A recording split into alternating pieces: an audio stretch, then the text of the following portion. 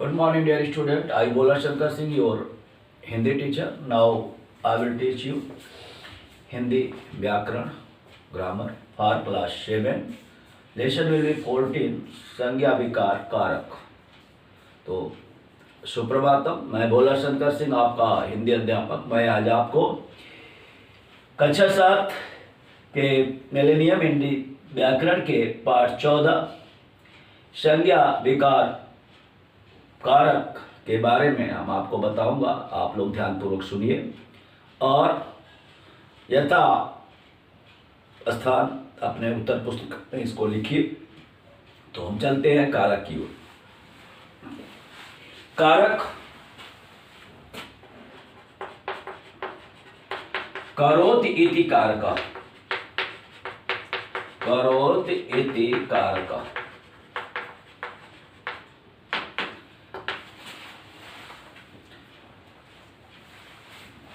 कारक का सीधा क्रिया से संबंध होता है। जिन शब्दों का सीधा क्रिया से संबंध होता है उन्हें हम कारक कहते हैं।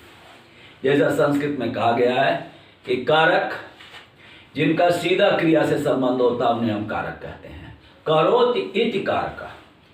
संस्कृत में 6 कारक माने गए हैं। कर्ता, कर्म च, करणम च, संप्रदानम तथैव च, अपादानम, अधिकरणम इत्येवं कारकाणि षट्।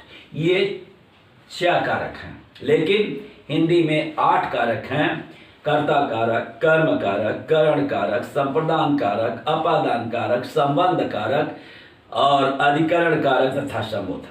ये 8 कारक माने गए हैं। इन्हीं 8 कारकों का अध्ययन हम आज करेंगे। तो चलते हैं पाठ्य पुस्तक की ओर। आपके पाठ्य पुस्तक में कुछ उदाहरण दिए गए हैं। पहले सीता, राम, सीता, लक्ष्मण और लक्ष्मण ने अयोध्या को छोड़ा। तो उसमें सीता, राम और लक्ष्मण ने चिन्ह कर्ता कारक के लिए। वे राशि वस्त्रों को त्याग कर वन में गए। को चिन्ह कर्म कारक का है।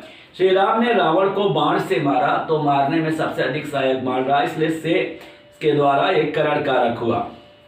साधकतम करणम से श्री राम जी ने सीता को प्राप्त करने के लिए रावण को मारा। के लिए जहां पे आ जाए बस संप्रदान कारक है। श्री राम ने तर्कस से बाण निकाला, तो ध्रुवम अपाय अपादानम, जहां अलग हुआ जाता है वहां पे पंचमी विभक्ति होती है और इसको हम कहते हैं अपादान कारक। लक्ष्मण श्री राम जी के भाई थे, तो संबंध बता रहा किसके भाई थे। युद्ध में रावण का अंत हुआ।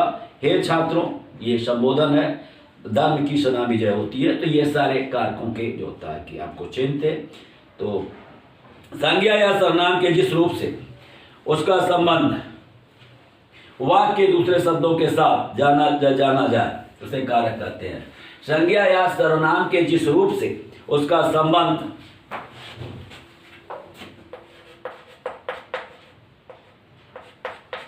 या सर्वनाम के जिस रूप से उसका संबंध वाक्य के अन्य शब्दों के साथ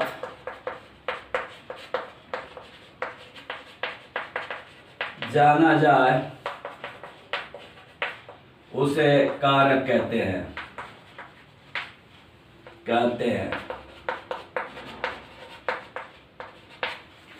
संस्कृत में 6 कारक होते हैं और हिंदी में 8।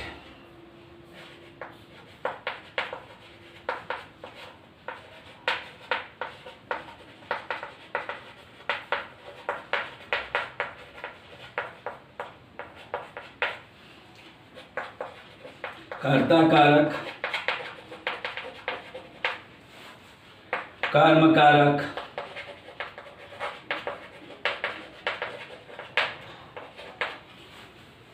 करण कारक,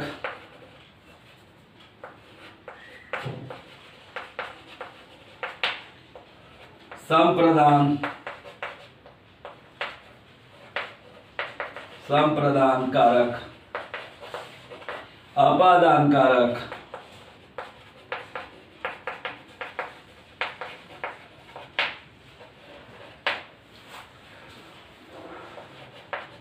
संबंध कारक तो होता नहीं संस्कृत में, और अधिकरण कारक,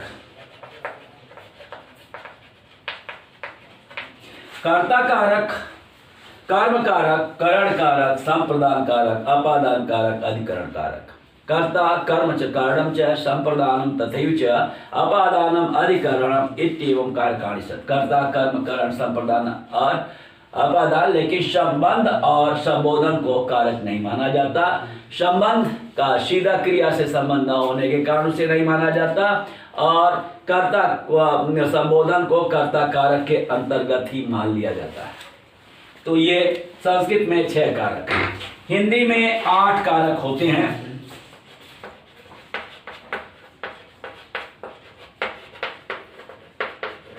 आठ कारक होते हैं।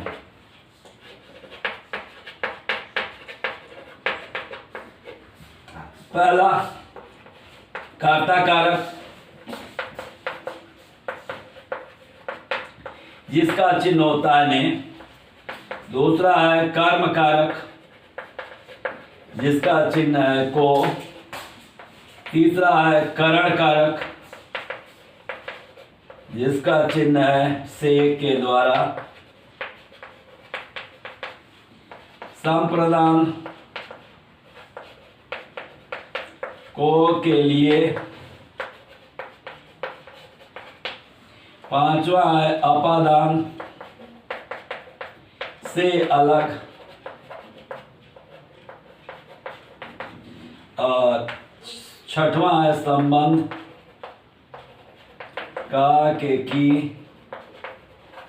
रा रे री, मा में मी आदि। अधिकरण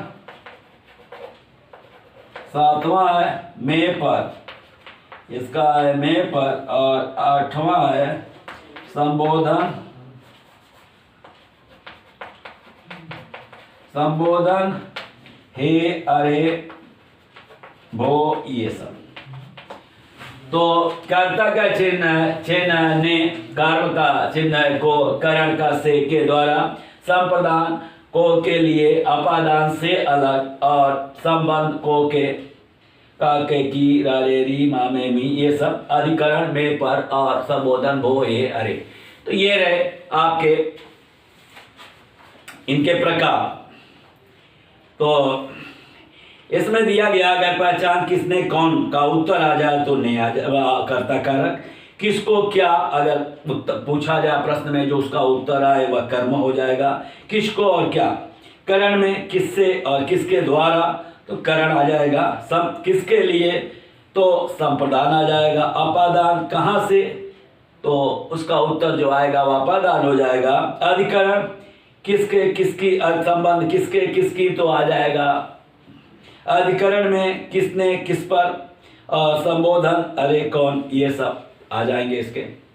तो ये रहा आपका कर्ता कारक के बारे में हमने अभी पढ़ा। तो फिर अब ये कारक के बारे में पढ़ा, हम एक एक चीज लेकर के 8 कारकों का अध्ययन करेंगे। तो जो उनके प्रकार हैं, भेद है, कर्ता कर्म करण संप्रदान अपादान संबंध संबोधन, ये सब अधिकरण आदि के बारे में हम अध्ययन करेंगे। तो हम सबसे पहले चलते हैं कर्ता, कर्ता कारक।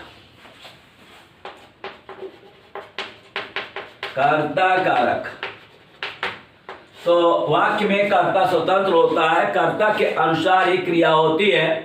तो स्वतंत्र कर्ता, संबोधने च, ये सब संस्कृत में सूत्र होता है। हिंदी में कहेंगे कि किसी वाक्य में कर्ता स्वतंत्र होता है और कर्ता के अनुसार ही क्रिया होती है। जहाँ कर्ता कारक इसका चिन्ह नहीं है। जैसे राम ने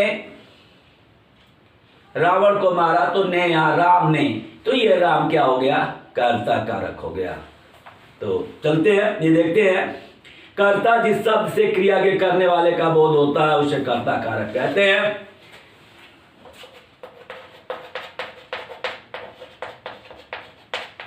जिस शब्द से क्रिया के करने वाले का बोध होता है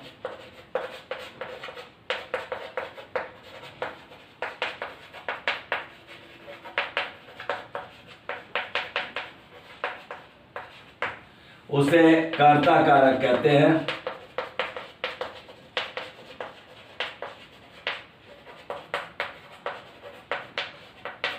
इसका चिन्ह है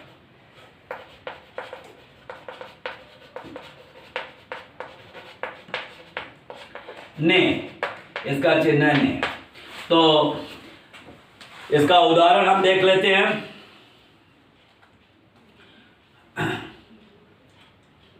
या मोहन केला खाता है।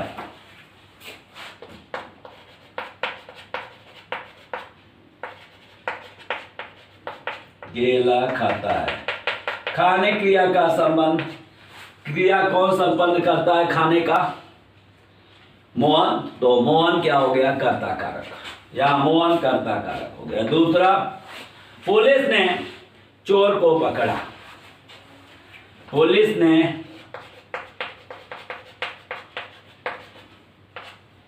चोर को पकड़ा। किसने पकड़ा? पुलिस ने। तो ने चिन्ह के द्वारा यह स्पष्ट है कि कर्ता कारक है। तो यहां ने नहीं है, फिर भी क्रिया को करने के कारण मोहन कर्ता कारक हो गया। तो इस प्रकार से ये पहला कर्ता कारक यहाँ पे समाप्त होता है, कर्ता कारक। दूसरा आप चलते हैं, कर्ता के बाद आता है आपका कर्म कारक। कर्म का चिन्ह होता है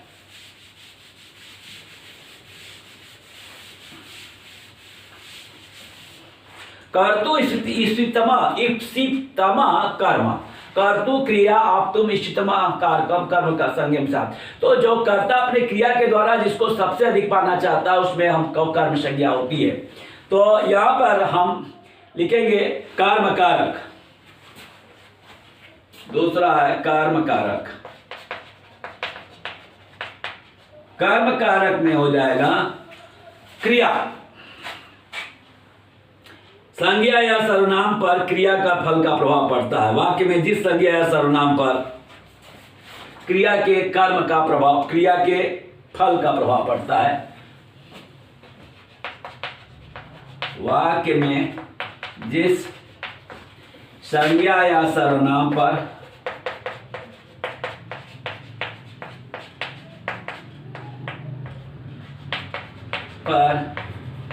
क्रिया के फल का प्रभाव पड़ता है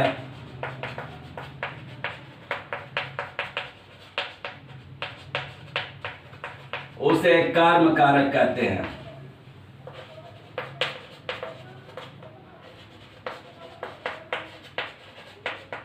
तो ये रहा कर्म कारक की परिभाषा। वाक्य में जिस संज्ञा या सर्वनाम पर क्रिया के फल का प्रभाव पड़ता है उसे कर्म कारक कहते हैं। जब यहां पुलिस चोर को पकड़ती है, उदाहरण है, पुलिस किसको पकड़ती है? उत्तर में जो आया चोर को, चोर को पकड़ती है। तो यहां क्रिया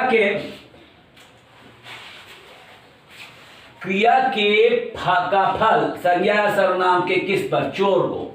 किसको? क्रिया का फल चोर को, पकड़ने क्रिया का फल वहां पे पड़ता है, इसलिए या को से चोर को कर्म हो गया। तो यहां पर इसका चिन्ह होता है को, चिन्ह है को। तो कर्तु क्रिया आप तुम इष्टतम कारकम कर्म संज्ञम सा, जो उसको सबसे अधिक जो होता है इष्टतम होता है वहां पे कर्म होता है। पुलिस चोर को पकड़ती है, तो पकड़ना किसको है? चोर को। किसको? तो जिसका हुआ उत्तर आ जाए समझ लो वह कर्म है। मैं पानी पी रहा हूं, मैं क्या कर रहा हूं? पानी को पी रहा हूं, तो यहां पर पानी जो होता है नहीं, भले पर सर नहीं लगा है, फिर भी पानी की कर्म संज्ञा होगी। तो ये रहा आपका कर्म कारक। द्वितीय विभक्ति कर्म कारक। कारक और विभक्ति में थोड़ा सा अंतर है।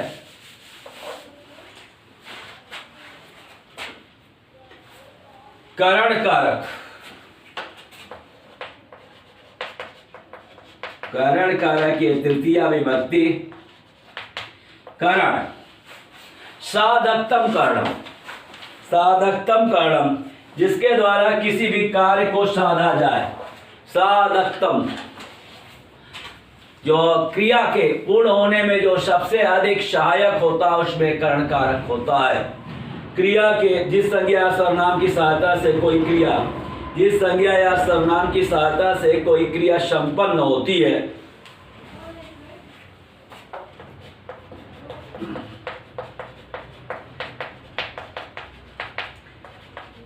जिस संज्ञा या सर्वनाम की सहायता से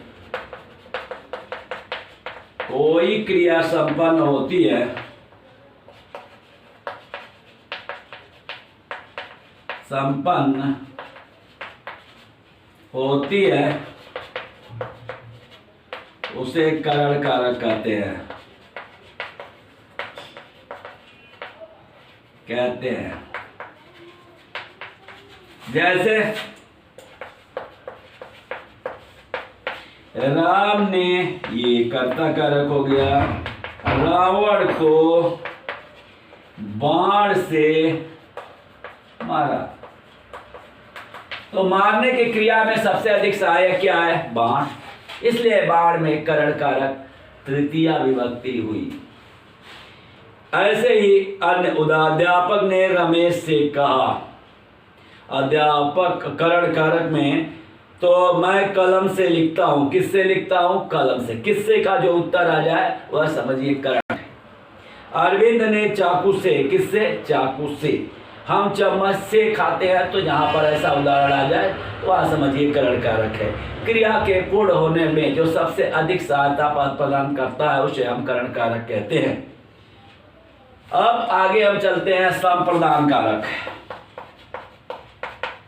संप्रदान का अर्थ होता है विधिवत दान। संप्रदान कारक, जो चीज दे दी जाए उसे दे करके वापस न लिया जाए, उसमें संप्रदान, संप्रदीयते, विधिवत जिसको प्रदान कर दिया जाए। जैसे वह ब्राह्मण को गाय देता है, तो ब्राह्मण के लिए गाय देता है, तो वहां पर गाय को दे करके फिर लिया नहीं जाता, तो वहां पर संप्रदान कारक होता है। संप्रदान विधिवत दे दिया जाए, और इसका चिन्ह होता है को के लिए। वह धोबी को वस्त्र देता है, यहाँ संस्कृत में इसको को नहीं मानते हैं, और इसमें संबंध कारक रजकश यहाँ पे आता है, तो इसलिए संबंध के अंतर्गत आ जाता है। दे करके फिर ले लिया जाता है, इसलिए इसमें संप्रदान कारक नहीं है। चलते हैं संप्रदान।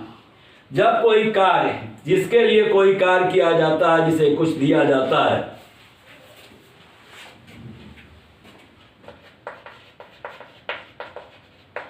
जिसके लिए कोई कार्य किया जाता है, किया जाता है, या जिसे कुछ दिया जाता है,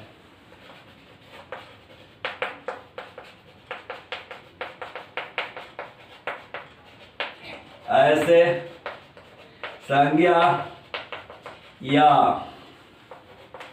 सर्वनाम के रूप को संप्रदान कारक कहते हैं,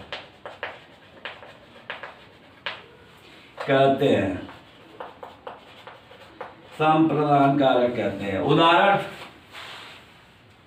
में, मैं यह पुस्तक रमेश के लिए लाया। मैं यह पुस्तक रमेश के लिए लाया। पुस्तक रमेश के लिए लाया। मैं यह पुस्तक किसके लिए लाया? रमेश के लिए। जहाँ के लिए आ जाए वहां पर संप्रदान कारक होता है। महेश ने भाई को फल दिया, तो को के लिए इसका चिन्ह है, जैसा मैं पहले बता चुका हूं। तो जिसके लिए किया जाता है वहां पे संप्रदान कारक होता है। अब हम अपादान कारक, पंचमी विभक्ति, अपादान कारक, अपादाने पंचमी, ये होता है संस्कृत में।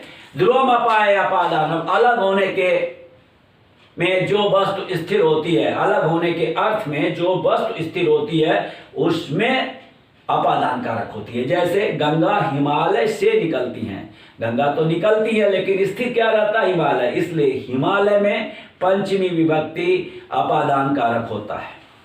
वह अश्व से गिरता है, तो गिरता तो है वह, लेकिन स्थिर क्या रहता है? अश्व। इसलिए अश्व में पंचमी विभक्ति अपादान कारक होता है।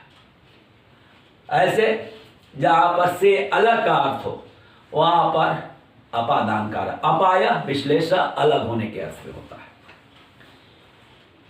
तो जिस संज्ञा या सर्वनाम से किसी संज्ञा या सर्वनाम के अलग होने का भाव प्रकट हो उसे अपादान कारक कहते हैं। जिस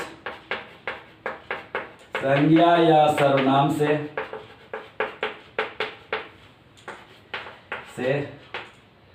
किसी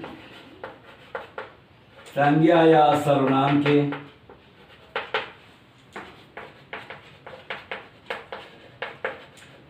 अलग होने का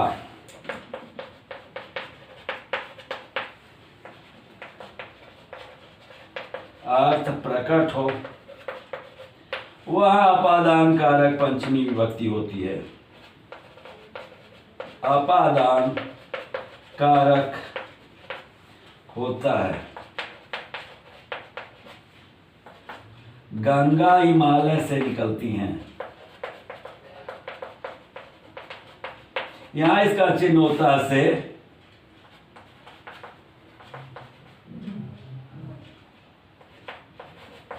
गंगा हिमालय से निकलती हैं, वृक्ष से पत्ते गिरते हैं।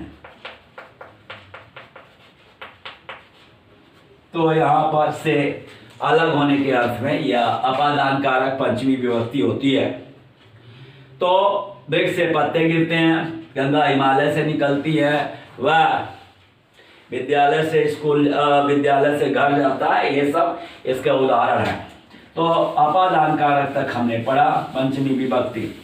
अब हम षष्ठी विभक्ति, षष्ठी से छठी विभक्ति होती है जिसका ये हम अध्ययन करेंगे। संस्कृत में भी हम यही पढ़ रहे हैं कि षष्ठी से षष्ठी विभक्ति, राम का, मोहन का, ये सब होता है। तो हम षष्ठी विभक्ति संबंध कारक, तो संज्ञा के जिस रूप से दो संज्ञाओं या सर्वनामों के परस्पर संबंध का पता चले, संज्ञा के जिस रूप से दो संज्ञाओं या सर्वनामों के संबंध का पता चले उसे हम संबंध कारक कहते हैं। अब हम छठा संबंध कारक।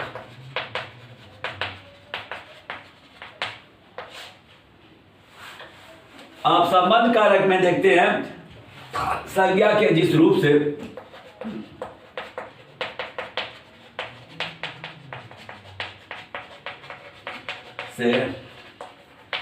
दो संज्ञाओं या सर्वनामों के बीच संबंध का पता चले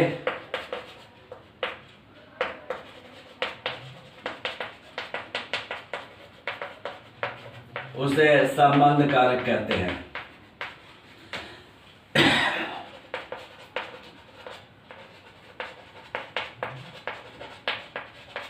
जैसे यह राम की पुस्तक है,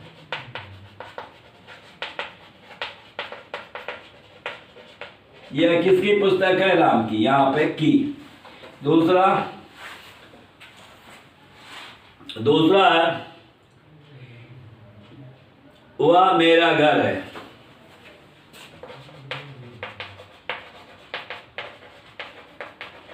मेरा, तो इसका चिन्ह है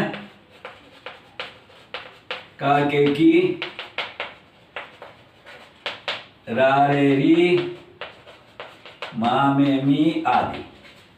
तो ये रहे इसके पहचान, और इसमें संबंध का पता चलता है। दो संज्ञाओं, दो सर्वनामों के बीच संबंध का पता चलता है, इसे हम संबंध कारक कहते हैं। अब हम अधिकरण कारक की ओर चलते हैं।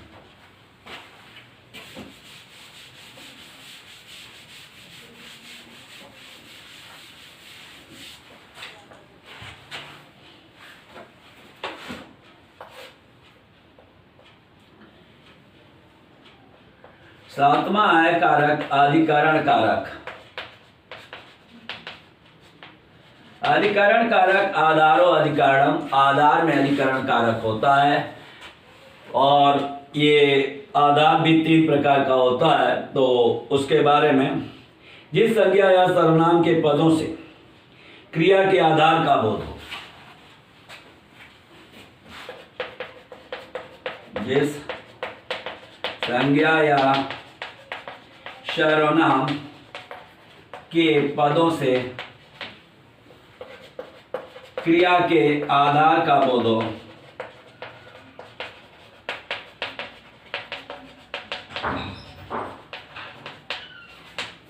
उसे अधिकरण कारक कहते हैं।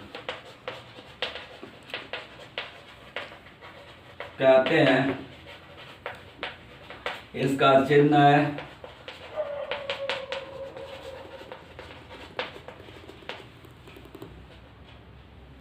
में और पर, और इसके उदाहरण पुस्तक मेज पर रखी है।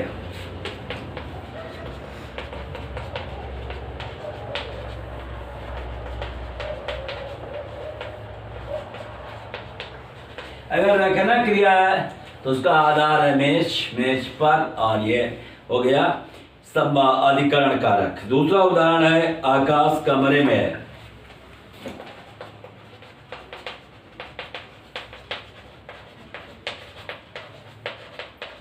तो यहाँ में इस चिन्ह से कहाँ है, कमरे में है, आधार कमरा है तो कमरे में है। इस प्रकार से ये अधिकरण कारक हुआ, इसका चिन्ह में और पर है। अंतिम है संबोधन कारक। संबोधन कारक, इसमें जिस संज्ञा के जिस रूप से पुकारा या बुलाया जाए उसे संबोधन कारक कहते हैं।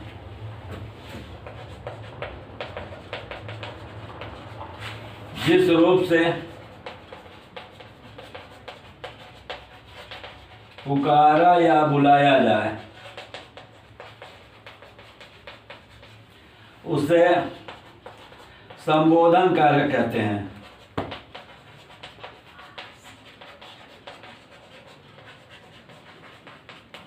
तो संबोधन कारक का चिन्ह है हे, अरे, वो आदि। और अरे लड़के ध्यान से चल, सामने गड्ढा है। अरे लड़के ध्यान से चल, ये अरे संबोधन है। हे राम यहां आओ,